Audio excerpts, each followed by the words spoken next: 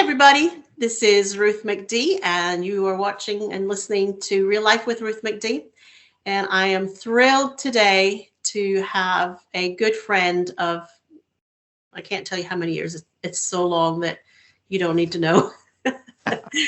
And this gentleman has done a lot over the years to encourage me and many others, and has delved into inner healing in a very deep way. And he has written, goodness, more than 30 books, I think, at this point, many about inner healing. He is married, had got a couple of kids. They've been married about as long as we have, 30 some years, and 2 kids. And he pastors a church. He also works in resources, business aspect, and obviously is a writer and does a lot of writing on inner healing. So I thought, let's chat. And so without any further ado, please welcome my friend Stephen Galindo. Hey, Steve. Thank you very much. I appreciate it, Ruth. And hi to all your fans. Thank you. They will love what we have to talk about today because, you know, so many of us, we get saved, we come to the knowledge that we need God in our hearts and lives, and we accept him and start moving forward, reading the Bible and, you know, going to church, doing the things. But somewhere along the line, we get stuck. And it's not unusual. It's not that, you know, life is over as a Christian and God doesn't want me anymore. It's none of that. It's just God brings us to a place where we have got to get rid of the stuff. You know, I have that class called Declutter Life, and it's all about decluttering our homes and our hearts and our heads. Well, this is what inner healing is. It's decluttering. It's getting all the stuff that's just hanging out, taking up space. And some of it, you know, brings bad memories, it brings hurt and pain, and it holds us back. And we need somehow to, you know, make that big thrust forward so we can move into the good things that God has for us.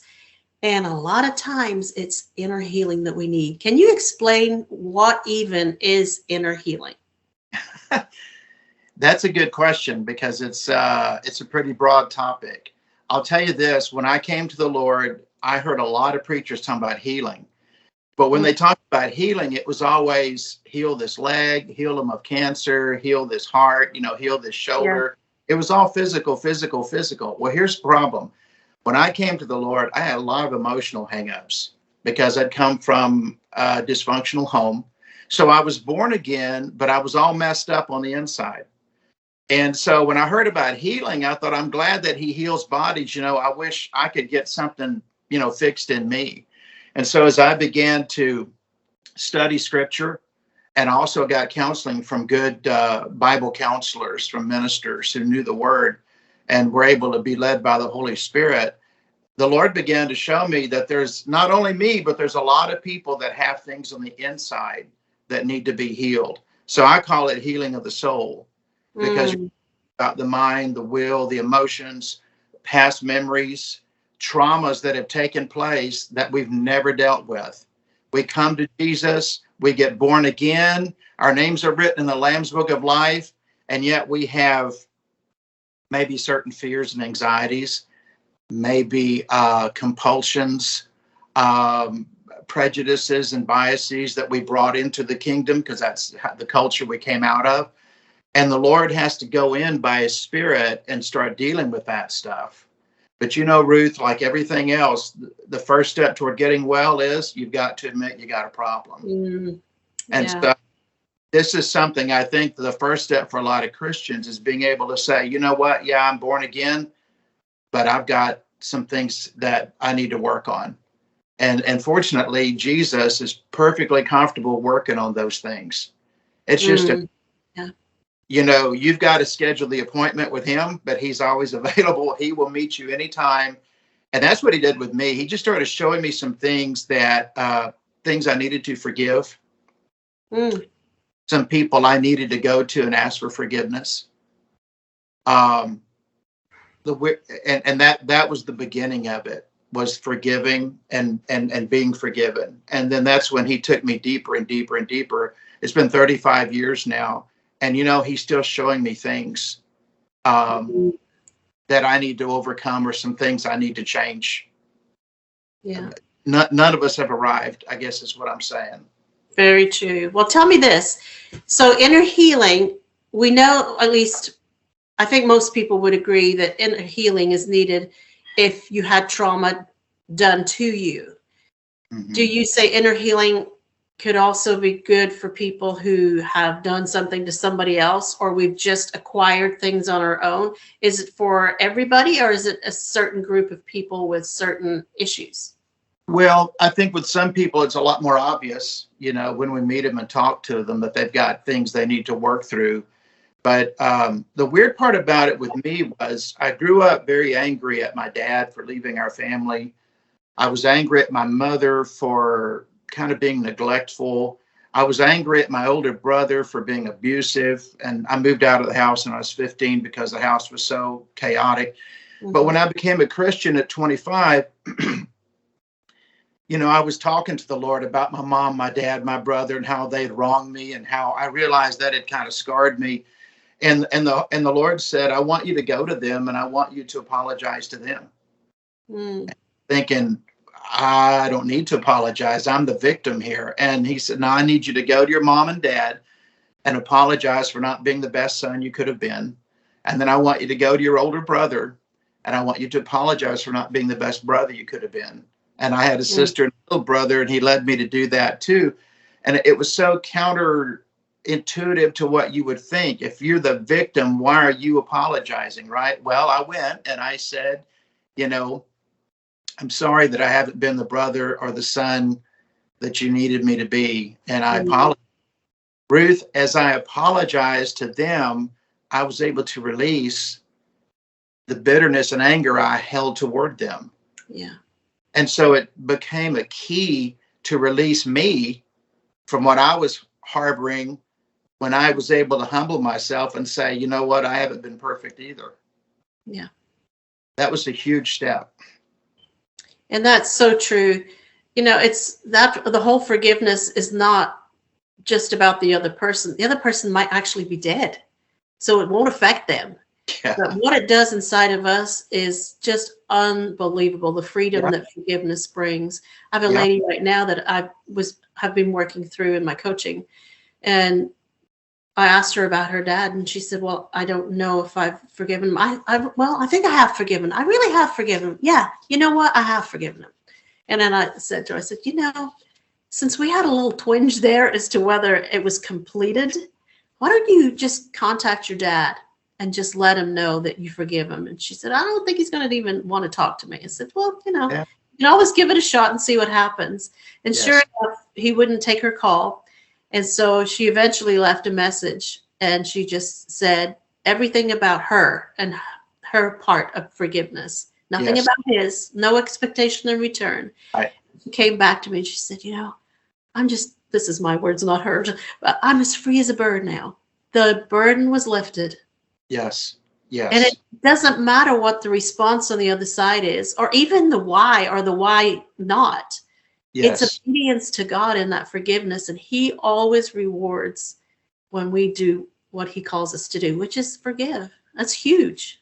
Yeah, and it was the beginning of everything for me, and I didn't realize it at the time, but that opened that door of being able not only to, if you said or did something that offended me, I could hang on to that if I wanted to and be Mhm. angry for years, or I can do something constructive with it and say, you know what, um, she's not perfect, but I'm not perfect. Mhm. So, yeah, she let me down, but I probably have let her down too. It's a very humanizing thing to get to a place where you say, well, I'm no better than you are. I don't sin the same way, but I'm no better than you are. Yeah. So I'm not going to hold you accountable forever because I don't want to be held accountable forever. I want to forgive and move on. And one of the things the Lord showed me is if you'll show mercy to people, I'll be merciful to you. Mhm. But if you want to be judgmental, then I'll judge you. Well, Mhm. that changes the environment in front of the throne real quick, as Yeah. to what do you want to deal with at the throne, mercy or judgment? Mhm. Yeah. Yeah. So let's talk about if And you're talking about your family situation. If you hadn't forgiven, or anybody else, whatever they're going through, and they just really feel there's this niggling thing that they need to forgive, but they keep trying to put it off. What happens to us if we don't forgive when we know we need to? Well,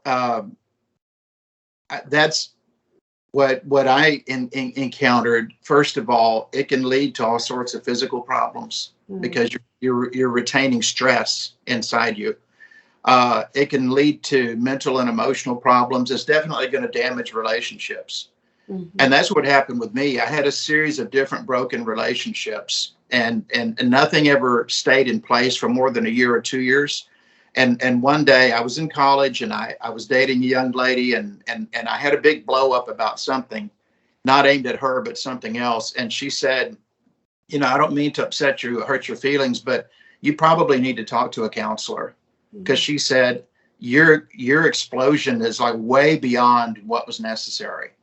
And so I went and I started talking to this counselor, and I talked about my family and growing up. And she said, well, I can understand why you're angry. You went through a lot of stuff, and nothing's ever been fixed. It's still broken. And I was lost at that time. And after I got saved, I realized that, if you retain anger, it turns into bitterness. And it makes you sick, and it poisons your relationships. It poisons your attitude. It poisons your viewpoint. And you can become very caustic and very toxic around people without even meaning to, because you've got this poison inside you. And I feel like that the only healing agent is Jesus, to be able to open your heart and say, this is the way I feel. I know it's not right, but this is the way I feel. And I don't want to feel this way. And that's when he can begin, leading you down what I call your healing path, your path to health and healing. We've all got a different little path we take, but the Lord can lead you to a place of release and letting it go. Not forgetting necessarily what happened or the lesson you learned, but releasing that anger and saying, I'm not going to walk around. I think it was Martin Luther King Jr. He said, hate is too heavy to bear. So I choose love. And I thought, love is a lot lighter. I can carry love a long ways. But hate, it slows me down, and it keeps me from being able to function well with other people if I'm hating this one over here. Yeah. And hate looks different on different people. It can be very much outward and very expressive, but it can also be very internal and, secretive. Yeah. And we're taught to be that way. We're taught to bite back on it, bite your lip, don't say what you're thinking and feeling, which is all polite. But the sad part about it is, if you carry that around inside you, you're not fixing the problem. It's just remaining in place, And I had a person tell me one time, how do you even know? I was mad at somebody, and I told this third party, and they said, how do you even know they know that they you? If you don't go tell them and talk to them and express yourself, they're going to go on in their life thinking everything's great and wondering why you don't ever come around. And here you are sitting over here mad and upset, or faking. Go to church and smile and everything's fine, but you're faking it because on the inside you've got this rock in your heart. And I feel like the Holy Spirit says, I would really like to take that rock out of your life. I would really make your path smooth, but you've got to release it and let it go. And let me say this real quick, Ruth, because I know people always question me on this part. You probably heard the expression, love is something freely given, but trust is something earned. Yes. If someone breaks your trust, it's hard to build trust back. You can love somebody, but trust takes a while, And I used this expression one time, I'm going to love them from a distance. And I had a Christian sister say, that doesn't sound like love to me. I said, well, let me explain what I mean. I'm going to choose to love them regardless of what's happened. But it's going to take a while for my trust in that person to be built back up. It doesn't mean I don't love them. It just means right now I can't trust them because they showed me they weren't trustworthy. So some people, they confuse, because if I talk about love and you got to love and forgive, some people are thinking, so you want me to just go back to that person that was abusive to me and let them abuse me again? You know, and I want to make that clear. There's a difference between loving somebody and trusting somebody. Mm-hmm. And I think everybody deserves to be loved, even sometimes when they're unlovable. But trust is something I've placed my trust in people who show me they're trustworthy. Mm-hmm. And if they're not trustworthy, then I have to be careful, wise as a serpent, but harmless as a dove. I'm going to love them, but I'm not going to make myself vulnerable to them, because they've shown me in the past, when I do that, I get stung. Yeah. Yeah. And forgiveness as well is not saying, hey, no problem, don't worry about it, no big deal. Because that's not what we're saying either when we're talking about forgiveness. That's just sweeping it under the rug. That's good. You're not really dealing with it if you say there's no problem. Yeah, there was a problem. That's why we're having this conversation. Right. Yes, for sure.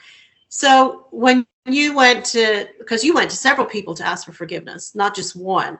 Yes. What was the response like? Was that something that some of them didn't even recognize what was going on? Because you talked about that. And then some, were involved and they would have known and maybe thought, well, they had the upper hand and you were misbehaving and I had a right to, or, maybe somebody reached out and said, you know what, I'm sorry too. What was the response that you got? I had one person that wouldn't take my call, have anything to do with me, would not, respond to me. I had another person tell me that's all water under the bridge and there's no use in talking about it anymore.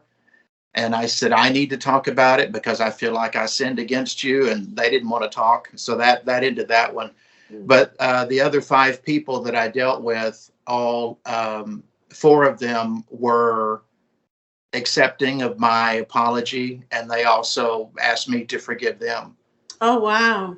Both my parents asked me to forgive them for not being better parents, which surprised me.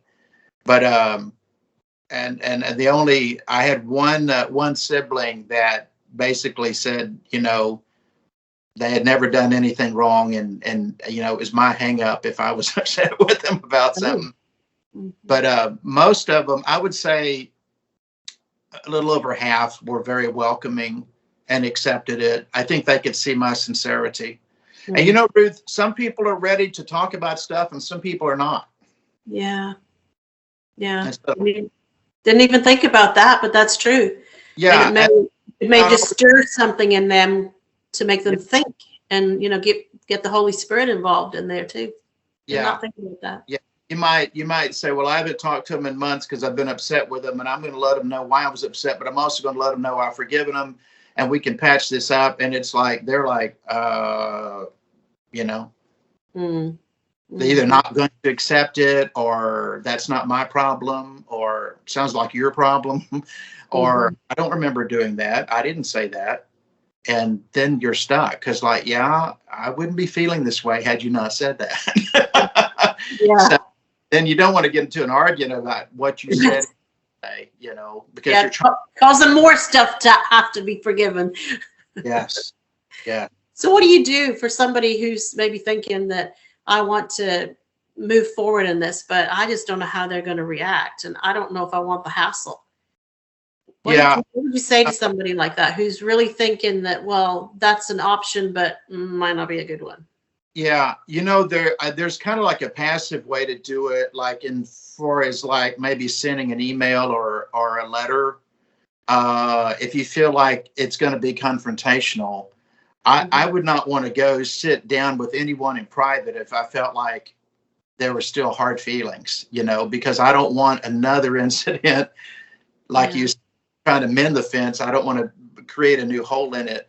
But I also think sometimes it's wise if we can maybe meet them in public. Oh, yeah. Instead of the privacy of a home, because that puts a different atmosphere around the table. I've told people before also in a situation where they're in an abusive marriage that had been going on. And I told the lady, take a friend with you. Mm-hmm. Be a friend. Say Oh, what you want to say. Try to hold on to your emotions. Say what needs to be said. And if they're not receptive and you start seeing the attitude that drove you out, just say, I'm sorry that I bothered you. We need to go, and get up and walk out. Because the goal here is to fix what's been damaged or broken. But if the other party isn't interested in fixing it, you can't fix that. So you just got to fix you and God mm-hmm. and move on. So I would encourage people, to pray and say, do I have anything against anybody? I mean, show me if I do, because what's happened with me before is that the Lord has brought faces up to me while I was praying. Yeah, you, this one and that one. And so it helps me then to either call them or see them or just contact them in some kind of way, see how they're doing. And it leads me into the conversation. Hey, there's something I want to share.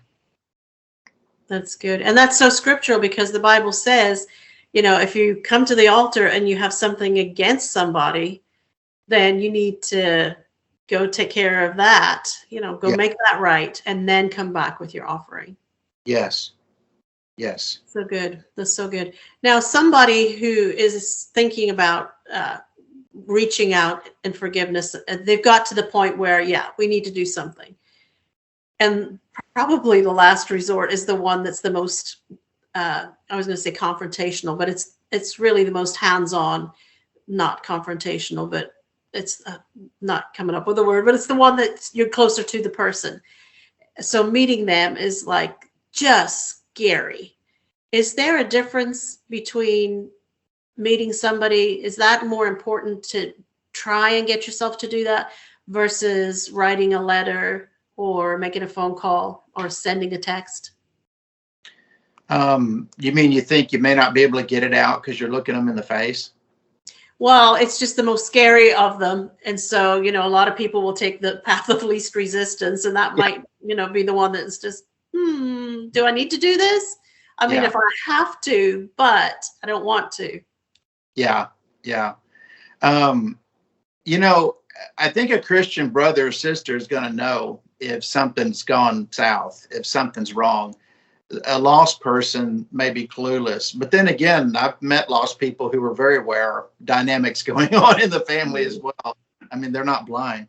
Um, like I said earlier, if you can take somebody with you or meet them in public, but I mean, I guess if it was someone in the house, I would just say, hey, there's something I want to share with you, something that's been troubling me.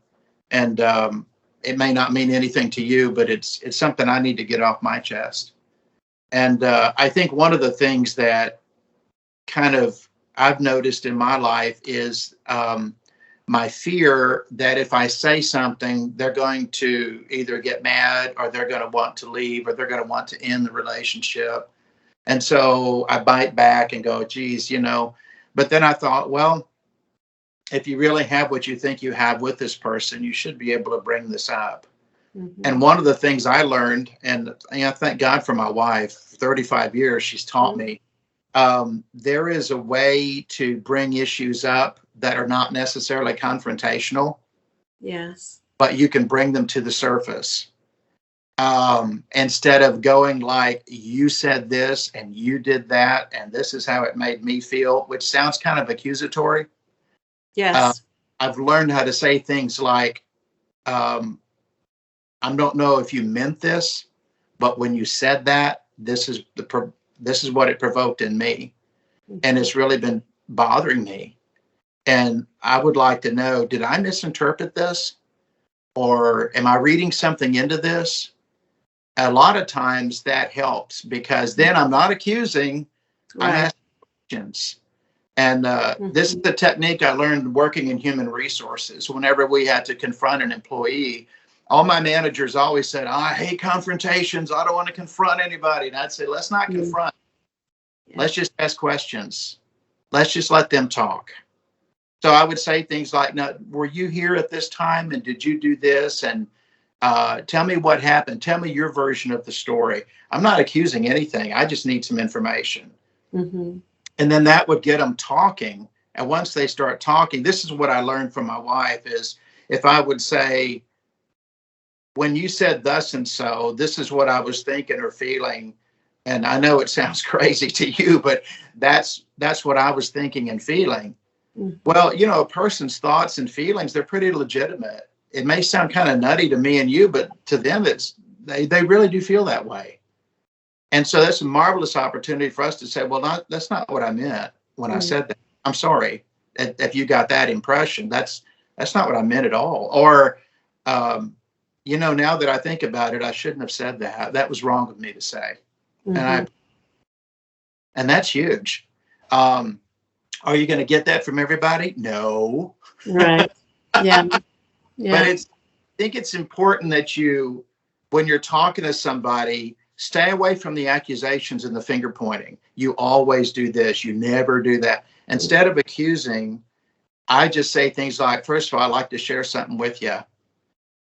This is what I'm thinking and feeling based upon what you said or did. And I may have misinterpreted your motives, but that's where it left me. Yeah. I'm not accusing. I'm just telling you my side, my Mhm. side of the story. And it gives that person an opportunity to say, well, you're wrong. That's not what I meant. Or I'm sorry if you know, felt that way. I mean, if they care about you, they're going to want to mend the fence too. Yeah. If Yeah. they don't care about you, then that's a whole different dynamic there. Now I'm straightening this out between me and God because I know you don't care. Yeah. Well, that is so helpful because a lot of times the fact that you just go with more of a little bit of aggressiveness and not even that, you know, that the blame game is just already people are building their walls and they're getting ready Yeah. to fire back. That's Yes. just a natural. But if you can go in instead of with the pointing of the finger, with the receiving of the hands as a visual for those of you who are not watching on screen, um, it's more a more open conversation. It's more comfortable, at least getting started. And there's a lot to learn about human behavior and how we respond. Yes. And but God is so good, and He gives us grace. If at least we're moving in the right direction, He will Right. bless our efforts. But the cool thing I've noticed is the more you forgive, the easier it is to forgive. Have you found that as well? Yes. Yes. It changed my perspective because it helped me see that everybody's in need of forgiveness, including you. And Mhm. so rather than walk around carrying anger or whatever, I got to a place where I'd say, well, you know, I'll see something or hear something and I'll go, well, you know, I don't like that or I don't approve of that, but, you know, I'm sure I've let people down too. So Mhm. I want to extend more grace to people because I'm very aware of the grace that's been extended to me. And I think that gets into your mind of I want to be more loving and more forgiving like Jesus because I've been loved and forgiven by Jesus. Mhm. Mhm. Well, I definitely want to come back to talk about forgiveness more because it's so important. But let's go back to the inner healing part for a second. In inner healing, what does that look like exactly? Is it getting on the floor? Is it, you know, spending one-on-one time with the Lord? Is it journaling? What did that, or at least what did it look like for you, or what does it look like in general if somebody's thinking, you know, this is kind of piquing my interest. What do I need to do here for inner healing? Yeah, all of those are good. I've talked to people who journal and stuff comes out when they're writing that they weren't even aware they were thinking. Uh, That's interesting. Also, talking with a good, talking with a friend, but not just anybody, but talking to somebody that's willing to be what I call brutally honest and say, Mm, if you were going to grade me, you know, what grade would you give me and why? And be prepared for honesty. You know, this yeah, is where you yeah. need to work on. A lot of your friends love you so much, they'll say, you don't need to work on anything. I know. So And we that's think they're a good friend for doing that, right? right. But I'll tell you what happened with me. I was attending a church in Houston, and on Wednesday nights, they started talking about how God heals you internally, inner healing. Hmm. After about 15 or 20 minutes of teaching, they would lower the lights and ask people to come forward for prayer. They had these different groups set up. And you would sit in the group, and if you had something to contribute, you could. And if you didn't, then you just sat there and prayed. And people would say, I'm struggling with this or I'm dealing with that. And the group would pray for them quietly. And Mm. first time I'd ever seen that before. And I thought, I don't know if I like this or not. It felt very invasive to me because I was Yeah. very, but after I sat in a few groups, I realized, well, they're motivated by love. They're not here to hurt or wound anybody. They want to help. So I went home and I took a lesson from a psychology book I'd read in school. I put a chair in my room and I sat my dad in that chair mentally. He wasn't there with me physically, but mentally. I Mhm. sat in the chair and I told him how I felt about things he'd said and done and how it affected me. And I just, it's a combination of anger and crying at the same time. Yeah. And I realized this little boy inside me had never given expression to any of this. I just Mm. bottled it up and bottled it up. And now here I am, a grown man yelling at a chair in an empty room. But it Mhm. was very cathartic for me because once I got that out, and I learned this from the group prayer at church, then I bowed my head and I invited Jesus into that room. Mm. And in my mind's eye, he stood there and he put his hand on my dad's shoulder. And he said, despite every way that he's let you down, he's let me down too, but I love your dad. Oh, wow. Went to Calvary for your father. And I'm willing to forgive him. And I want you to be willing to forgive him. And it just broke something inside me. Mm. Mm. And from that point on, I've always found an empty room and gotten a chair and I sit a person down that has wounded me and I let it all out. And then I invite Jesus into the room. Mhm. And, people say, well, you're just making stuff up. I'm not hallucinating. I'm actually praying. Yeah. But in my mind's eye, I see Christ coming into the room. And it's always, the message changes a little bit, but it's always the same as I'm willing to release them and let them go. Steve, are you? Oh, that's powerful. And I can release and let it go. And then the next time I interact with that person, it's very different. Like Mm. I had an uncle that took advantage of the family in a variety of ways and took advantage of me in a variety of ways. And then I heard he was sick and he was dying. And my mother took him into the house as he was dying. And I never liked this guy. If you had a black sheep in your family, that was this guy. Mhm. And I had no respect for him at all. And yet I was a Christian. I was a Christian minister. I didn't want to be around this guy. And my mother called me one day and said, you want to come over and pray with him? He's like really close to the end. Well, my flesh said, no, I don't want to go pray with him. Mhm. Let him Mhm. die. I never liked this guy. But the Holy Spirit inside me says, this is your chance. This is your chance to go pray with him. So I thought, well, I'm going to be like Jesus and the lepers. I'm going to go pray for somebody that nobody else wants to touch. Yeah. Not that I'm a great guy, but this is like the last time I'll have to deal with this guy. And so I'm just go over there and I'm going to pray for him. We all know he's dying, so I'm not praying for health.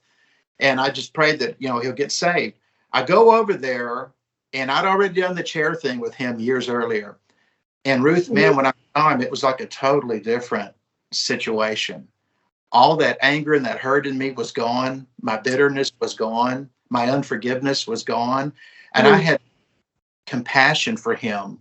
Here's this man who's dying early in life and leaving three sons behind that are all grown, one of whom wouldn't have anything to do with him. And I thought to myself, um, like a leper, this is your opportunity. Mm. And as I was going to pray with him, I was actually able to say, and it surprised me that I said it.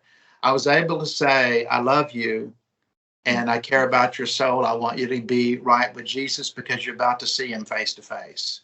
Yeah. And we prayed together and he thanked me for coming over and praying.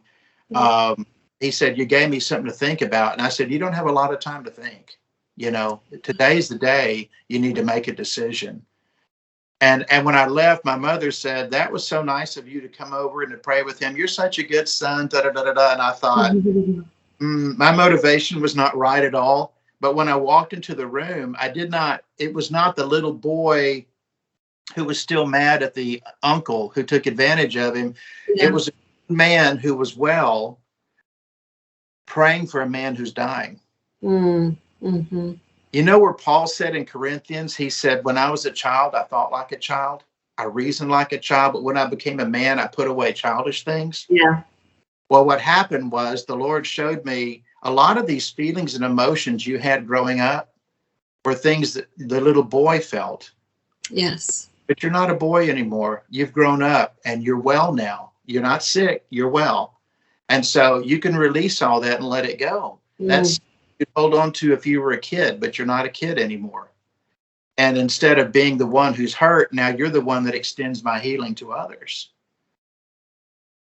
I can't say enough about the advantages of being alone in a room with an empty chair. Yeah.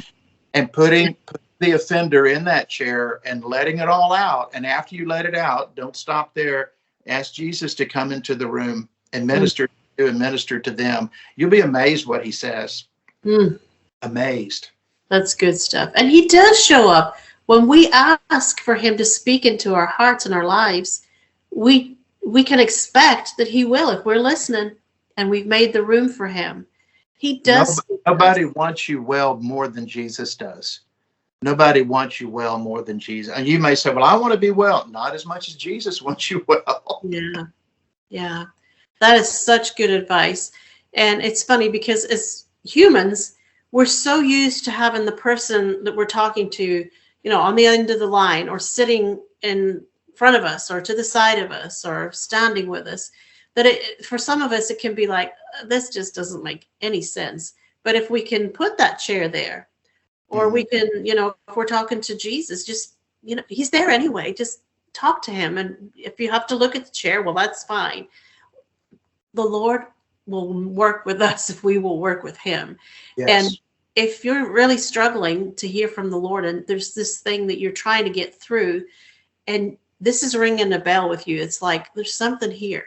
I encourage you to give that a shot and just to make sure that you do invite Jesus into that place with you and make it a thing of wholeness and fullness and godliness, and that it's truth and that God will do his thing. He is faithful to do his thing. And it's a beautiful thing that he does when we allow him and when we move forward. And as you said, what you talked about was it was powerful. And we weren't there. I was sitting here listening and it was powerful. And that's available to all of us if we'll just take the time and put ourselves out there with the Lord. It's just God and us. You know, it's not like you're doing this in front of a crowd or in front of some very close people to you. It's just you and the Lord. And it's worth the effort and taking the time to sit and do that in regard to somebody that you need to forgive and you need to release. So after you did that, well, whether you're with your uncle or with your family, you've done this over and over. What are the results that come from releasing somebody? What are the results that come? Obviously, we're talking about inner healing. So I'm assuming we're talking about inner healing results and breakthroughs. What does that look like on the other side? Well, like I said, when I saw my uncle again, the next time I saw my dad too, I had a different viewpoint. I had a different attitude. And so did the situation change? It did change. And it changed because I changed. And I went from being a hurt child to being an adult who was healed. And so it's kind of like, you hurt me and you made me sick, but guess what? I grew up and I got better. And I'm not going to hold that against you. I heard a minister say the difference between better and bitter is the word I. What am I going to do? How am I going to respond to this? And that's why I got, the idea for my book, The Healing Power of Forgiveness, because it was healing for me to forgive. And what it showed me is the first step toward everybody getting better is releasing this bitterness and this poison, this anger, and letting it go. And it is such a powerful impact on my mindset, so that the next time I see that person, I don't feel those feelings anymore. I remember the incidents, but the feelings aren't attached to them anymore. The pain's gone. The pain is gone. And so now I can be around that person and I can say, they've got their flaws, but I've got my flaws. and I've released them and let them go, just like I've been released and I've been let go. And so as grace has been shown to me, I've been able to show grace to other people. And I feel like that's so critical, to release that pain, because I feel like that Jesus wants us to have joy. And boy, I tell you, we've been looking at John 15 and 16 at church. I want your joy and your joy to be full. I'm giving you joy. I want your joy to remain. If you're not feeling joy with the Lord, something's wrong. Yeah. And so we need to do an internal search and an audit and say, hey, if there's something in me that's blocking your joy, your peace, I'd sure like to know what it is. I want to get this out of the road. And he'll show you. He'll take his word like a scalpel and show you exactly what you need to do. Yeah, that's good. And, you know, the medical field is telling us that unforgiveness is actually connected to heart disease. It's connected to mental issues, you know, psychiatric issues, so many things, stomach issues. And if you're forgiving somebody and you're releasing them, all of that has to work better, apart from the fact that you'll have more joy, you'll have more peace, you'll be able to sleep at night, you won't have that knot in your stomach. I mean, life's got to be good. Yeah, and if you know, it's from a spiritual level too. You know, David said, "If I regard iniquity, Lord, hear my prayer." So if I'm trying to pray and interact in the kingdom with the Lord, and I've got this anger and this bitterness in my heart, I'm shutting down my own prayer life. Yeah. Without even meaning to, you know. So it's so critical that we just lay our hearts before God and say, hey, you need to show me what I need, you know, what I can do. He's going to do his part, but I got to do my part. Yeah. And I want a clean heart. I want a pure heart before you. And that's the journey. And it's kind of a scary journey for some people, but that's the journey that we've got to go on. If we're going to be like Jesus, we got to open that heart up and say, hey, you know what? You're the healer. And I know that I've got issues. Yeah. But if you want to be free, you can be free. Yeah. He'll set you free. He set me free of several things. And I think there's even more things he's working on in my life to free me up from. He's always up to something, I feel like. Yes. Yeah. Always that decluttering going on, that he'll show us something and wants us to get rid of it. But, you know, when we get rid of the stuff from our hearts, it makes more room for what he wants to give us. And it's so much better. Amen. Amen. Yeah. Now, you talk about inner healing and forgiveness, and several of your many books that you've written. How many books have you written, really? 30. Oh, it is at 30? Yeah, it's 30. That's a lot. And not to mention, we were talking in the break that you're working on several more, right? You're not done. I got 3 more on the stove. Yeah, that's something. I guess if you're a writer, you're a writer. You're going to write one way or another, right? It's like a regular thing, and it's like I'm really happy when I'm writing. Yeah. Well, we want you to be happy. We want you to have plenty of joy. So a couple of the other books, y'all, on inner healing would be Broken and Healed from the Inside Out. You got that book there? I do. Go ahead, give us a visual for those who are watching. Broken and Healed from the Inside Out. Freedom and Deliverance. Yeah, that's like a devotional. Oh.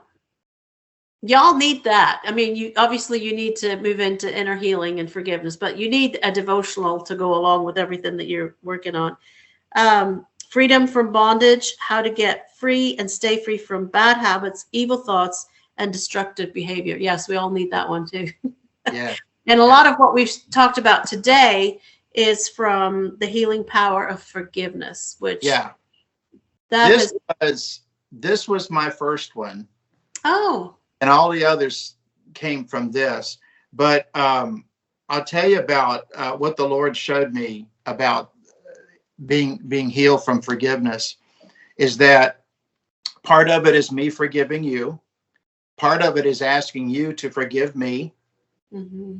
Part of it is knowing how to receive forgiveness, because some people are so consumed with guilt, they can't even let themselves. So part of it is forgiving you. learning how to forgive yourself. Mm-hmm. And then some people, this sounds terrible, but I'm going to be honest with you because I've been in ministry a long time.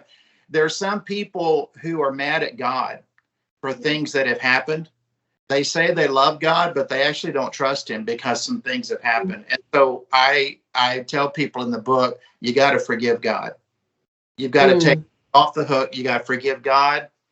And also for me, the biggest thing was forgiving myself, because I confessed my sins and I believe God forgave me. And I went to other people and I asked them to forgive me, but I could not let me go. And one day I had a minister friend say to me, if God is willing to release it and let it go, how come you're hanging on to it? Mm-hmm. And I was punishing myself. And he said, you believe God's really forgiven you? And I said, yes. And he said, then you don't need to walk in that anymore. You need to walk in freedom. And boy, that was a game changer. That's to good. be able to release me. Mm-hmm. Mm-hmm. Real quick, Steve. I know, and you've talked about this before, so I know that forgiving God, you're not saying that he has sinned and has to be forgiven. Explain that real quick for someone who's thinking, wait a minute, what? And I've heard you explain this before, and it's good. That it's when you're holding God accountable or responsible for bad things that have happened in your life. Let's say, for instance, you love someone very deeply and you go through a divorce.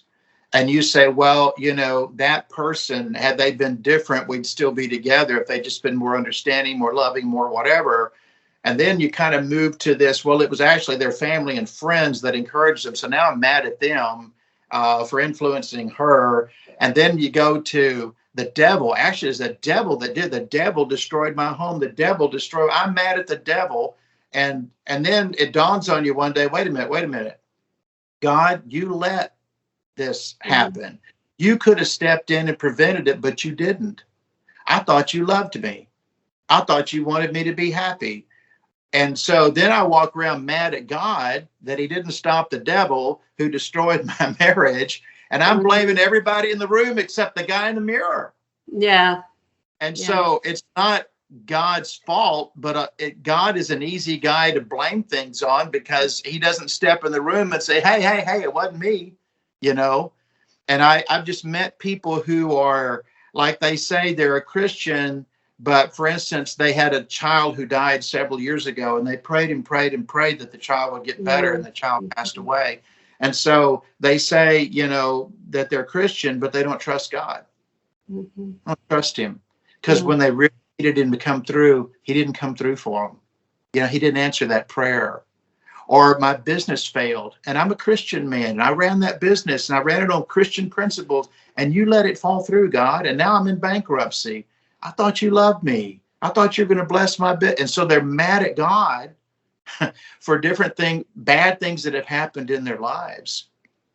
I'd like to clear the air and say, just because you're a believer doesn't mean you're not going to have problems and trials and troubles in this world. It doesn't tempt us from anything. And so when I say forgive God, what I mean is you need to not be blaming and holding God accountable for all the pain in your life. None of us are guaranteed a pain-free life. None of us.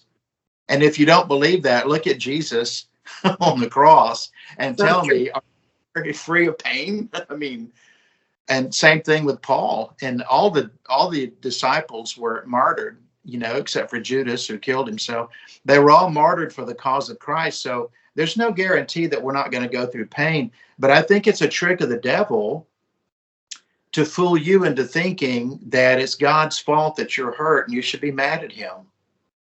Because I think that God loves you.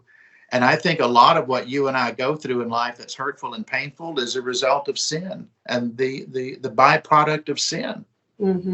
Sorrow and sadness, and despair, grief, death, the whole 9 yards, sickness, you know. Instead of blaming God for what's wrong, we need to be running to God and asking him to help us get through this. That's good. How can people connect with you and how can they get your books? All of my books are available on Amazon for sale. they can buy them there. And then I'm on Facebook, Stephen Galindo.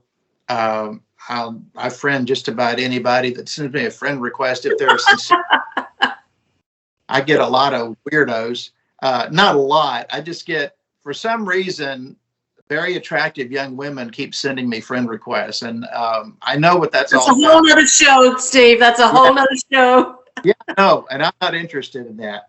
But anyway, yeah, Facebook. And then also, if you go to hashtag Sacred Wisdom on YouTube, I've got probably, I don't know, 20, 30, 40 videos there. They're short. That many. They're like about 2 minutes to 5 minutes long. They're just little tiny little vitamins that I put out there. And I cover a variety of topics there. It's just anything the Lord drops in my spirit. So you can go to YouTube and see those. Great. Well, this has been really heavy, but heavy in a good way.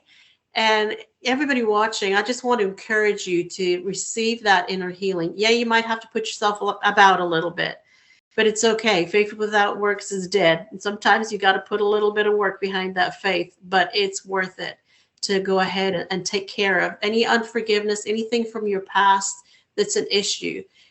Just seek the Lord. Get one or two of Steve's books that will lead you in that direction. Get the devotional and work through the issues that you have with people, with the Lord. You gave a fantastic example of how to sit down with Jesus, but to include, the person that you've hurt or has hurt you, and just work through that and allow the Holy Spirit to lead you as to what's next. But you can guarantee that always what's next, somewhere in there, is forgiveness, and God will be faithful to honor that and bless you as you walk that out. But it has been so good to have you on. I just love to sit and chat with you. And same here. When it leads to folks who are listening, people who will watch this, receiving more of Jesus, is all worth it. We have a lot of fun, but when we add that spiritual effect and what God will do, it's just priceless. Yes, it is. Thank you again for coming. Appreciate it so much, and I look forward to having you back again. Okay, I enjoyed it. Thank you, Ruth. I appreciate your time, and I hope that I hope your audience gets a lot out of this. I really do. I believe they will. Thank you. And we'll see you all same time, same place next week. Thanks for joining us today. God bless.